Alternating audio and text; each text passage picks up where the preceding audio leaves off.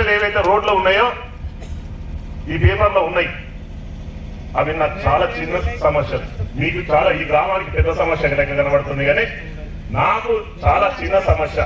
ఎందుకంటే 2-3 కారణాలు చెప్తా. మన మండలంలో 6 నెలల క్రితం నేను ఎర్రోని కూడా గ్రామానికి పోయినా. మీ అందరికీ తెలుసు కూడా, షాబాద్ అవతల ఎర్రోని కూడా ఉంటుంది, మల్లెడ్డి కూడా పక్కన.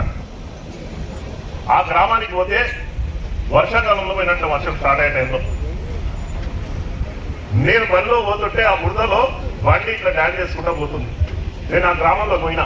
చాలా మంది ఎమ్మెల్సీలు, ఎమ్మెల్యేలు, మినిస్టర్ అందరూ చేసిన ఉన్నాయి ఈ గ్రామ పంచాయతీ నుండి.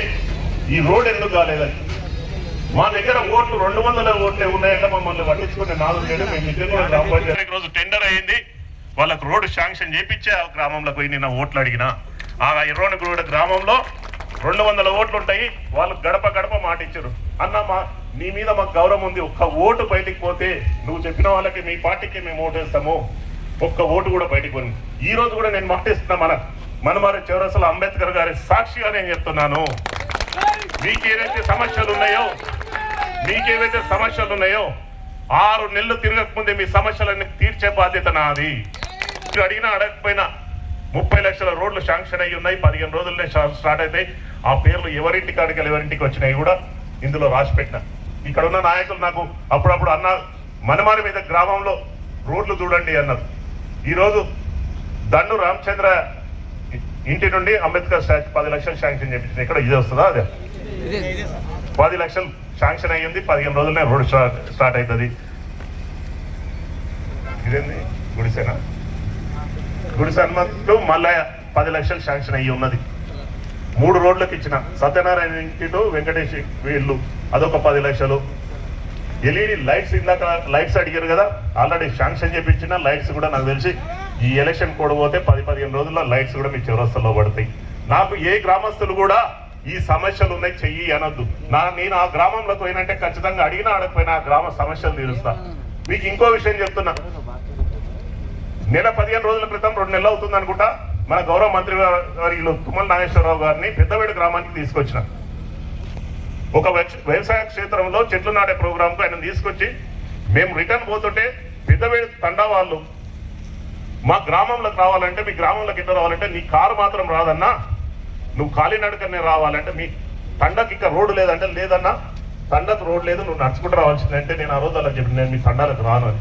అట్లేందన్నా మీరు రావాలి కదండి. నేను రాను, ఒక 1 నెల రోజులు టైం ఇవ్వండి, నేను రోడ్ వేసి వస్తానా.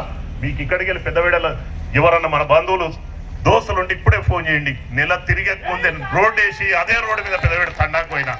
అది కూడా ఆ గ్రామానికి నక్షబాట కూడా లేదు, పట్టా పొలం ఉంది. హైదరాబాద్ వాళ్ళు కొనుక్కున్న 6 ఎకరాల పొలంకి వెళ్ళి ఆ పట్టేదారుని అడిగితే నేను అడిగిన మాట తీసేయకుండా 25 గుంటల భూమి ఇచ్చి మధ్యకెళ్ళి రోడ్ ఇచ్చిండు. అవతల 2 ఎకరాలు, ఇవతల 4 ఎకరాలు మిగిలింది అతనికి. నేను నిజంగా కూడా అప్రిషియేట్ చేస్తున్నా అసలు వాళ్ళకి.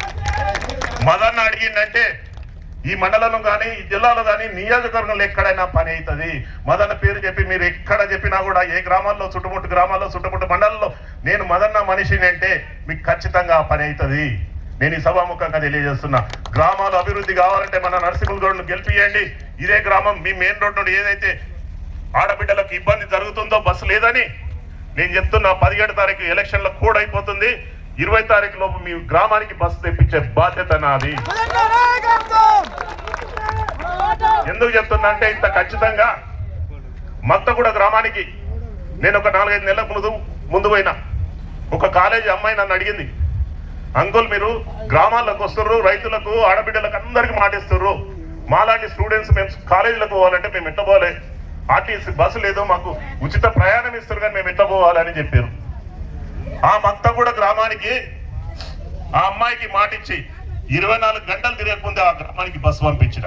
మత్తగూడ గ్రామానికి, సోలిపేట గ్రామానికి పోయినా. వాళ్ళు కూడా మీ లెక్కనే మా అక్క చెల్లెళ్ళు అడిగారు, ఉచిత ప్రయాణం పెట్టారు మాకు, మరి ఉచితంగా తిరగాలంటే బస్సు రావాలి కదా అన్నారు. సోలిపేట గ్రామానికి కూడా 24 గంటల్లో బస్సు పంపించిన. మీ బస్సు సమస్య అనేది చాలా చిన్న విషయం తల్లి. ఇక్కడ ఉన్న నాయకులు, మీరు సర్పంచ్ని ఎన్నుకోండి, సర్పంచ్ ప్రతి విషయం నాకు చెప్తాడు. ఇక్కడ ఉన్న నాయకులు, మా మాజీ సర్పంచ్ కానీ మాజీ ఎంపీడీస్ కానీ నా సోదరులు అందరూ ఇక్కడనే ఉన్నారు. ఏ సమస్య వచ్చినా నా దృష్టికి తీసుకురండి. తక్షణం అయ్యేది ఉంటే 24 గంటల్లో చేస్తా, లేదంటే నెల 6 నెలల వ్యవధిలో మీకు కంప్లీట్ చేయించే బాధ్యత నాది. ఏవైతే మీరు పెద్ద సమస్యలుగా చెప్పుకుంటున్నారో ఈ గ్రామంలో డ్రైనేజ్ కానీ రోడ్లు కానీ స్ట్రీట్ లైట్లు కానీ ఇవన్నీ నేను చెప్తున్న 6 నెలలు తిరగకముందే మీ గ్రామాన్ని అభివృద్ధి చేసే బాధ్యత నాదని సభాముఖంగా తెలియజేసుకుంటూ తమ్ముళ్ళు చెప్తున్నాను ఇంధనం ఇల్లు అని. వాస్తవానికి ఈ గ్రామం నుండి నన్ను పెద్ద ఇంట్లో ఎవరు అడగలే, ఉన్నాయనుకుంటా అన్ని మనవారిలో మంచి మంచి ఇంట్లో ఉన్నాయనుకుంటా, అవునా కదా? మనవారిలో ఉన్నాయనుకుంటున్నా. నేను 700 ఇండ్లు షాబాద్ మండలికి వస్తే అధికారులు కానీ మన ఎమ్మెల్యే గారు కానీ మన నాయకులు భీమరత్ గారు కానీ మిగతా నాయకులు మనకే అది హ్యాండ్ ఓవర్ చేశారు. ఏ గ్రామానికి ఎట్లా ఇస్తామని నేను అనుకున్న మనవారికి చాలా ఉన్నాయేమనుకొని 10, 12, 13 ఇండ్లు ఇచ్చినట్టున్నాయి. ఇక్కడ చిన్న చిన్న గ్రామం నా సొంతూరు కూడా 30 ఇండ్లు ఇచ్చుకున్నా. నేనే అమ్మ మీకు ప్రతినిధి లేడు, నేను చెప్పేది ఏంటంటే మీకు నాయకుడు లేడు, సర్పంచ్ అనేటోడు మా గ్రామంలో మన గ్రామం అభివృద్ధి కావాలంటే సర్పంచ్ ఉండాలి. మనకు సర్పంచ్ లేదు కదా, మా దృష్టికి ఎట్లా వస్తుంది ఈ గ్రామంలో ఏముందని. మీరు సర్పంచ్ని గెలిపించుకోండి. మీ సర్పంచ్ సమస్య, మీ ఇంటి సమస్య కానీ మీ భూమి సమస్య కానీ మీ గ్రామ అభివృద్ధి సమస్య మాకు చెప్తే ఖచ్చితంగా నెరవేర్చే బాధ్యత నాది. గతంలో నాయకులు ఉండేవాళ్ళు టీఆర్ఎస్ ప్రభుత్వం ఉన్నప్పుడు మా రైతన్నలు ఏదన్నా ఇబ్బంది ఉండి వ్యవసాయ పొలం కాడ భూమి కాడ పంచాయతీ ఉందని పేపర్ తీసుకుపోయి ఇస్తే నీకెంత నాకెంత అనేవాళ్ళు. మన ప్రభుత్వంలో అలాంటి దళారులు లేరు, అలాంటి వ్యక్తులు లేరు. నా దృష్టికి వస్తే తాట తీస్తానని చెప్తున్నా. ఎవరన్నా విషయంలో మాట్లాడినా దౌర్జన్యం చేసినా బయట వాళ్ళు మన గ్రామాల్లో భూములు కొనుక్కుంటే వాళ్ళను కమిషన్లు అడిగినరంటే వాళ్ళను వదిలిపెట్టే సమస్య లేదు. మీరు నిశ్చయంగా మీరు అమ్ముకోవచ్చు, కొనుక్కోవచ్చు, బిజినెస్ చేసుకోవాలి. మా యువకులంతా ఈ రోజు మండలంలో రియల్ ఎస్టేట్ దందా చేస్తున్నారు. వాళ్ళ జోలికి ఎవరన్నా వచ్చినా కూడా నేను ఊరుకోనని చెప్తున్నా ఈ సభాముఖంగా. మీరు ధైర్యంగా ఉండండి, గ్రామాన్ని అభివృద్ధి చేసుకోండి. మన నాయకుడిని ఎన్నుకోండి, ఉంగరం గుర్తుకి ఓటేసి ప్రతి ఒక్కరు ఉంగరం గుడికి ఈయనకు వచ్చిన వాళ్ళు మీరు పెద్ద కష్టపడవలసిన అవసరం లేదు. తలా 10 ఓట్లు వేస్తే నరసింహగౌడ్ గెలుస్తాడు. వాస్తవంగా 100 ఓట్లు వేయాలంటే దూరం కనబడుతుంది, 10 ఓట్లు అంటే గిన్నె ఉంటాయి. మన చుట్టుముట్టలే 10 ఓట్లు ఉంటాయి, మన ఇంట్లో 4 ఉంటాయి, పక్కింట్లో 4 ఉంటాయి, అవునా కదా? వీడికి వచ్చిన వాళ్ళు 5 నుండి 10 ఓట్లు వేపిస్తే నరసింహగౌడ్ 200-300 తోటి నరసింహగౌడ్ గెలుస్తాడా గెలవడా? ఇది మీరు మాట ఇస్తారా ఇస్తలేరా? మీకు మేము ఏది మాట ఇచ్చినాము? మీకు మాట ఎన్నికల్లో ఏమి ఇచ్చినాము? ఉచిత ప్రయాణం ఇస్తామని ఇచ్చినాం. వాస్తవమా? 200 యూనిట్ల కరెంట్ ఇస్తున్నాం, ఇచ్చినామా?